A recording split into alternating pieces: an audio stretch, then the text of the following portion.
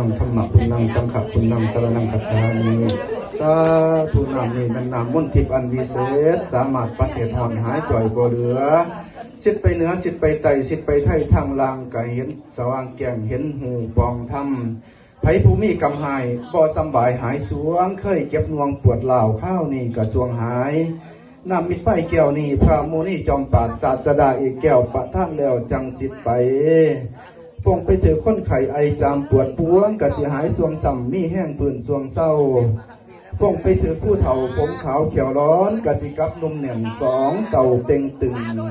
ฟงเด็กถือเด็กหน่อยกะสิไงเป็นนุ่มเป็นสาวฟงไปถือผู้สาวกะสิงามคือพระนางฟ้า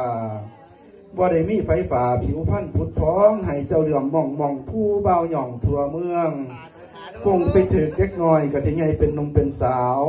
ฟงไปถือผู้สาวกะสิงามคือนางฟ้าบ่ได้มีไฟฝ่าผิวพันธุ์พุทธท้องให้เจ้าเหลื่อมมองผู้เบาหย่องทั่วเมือง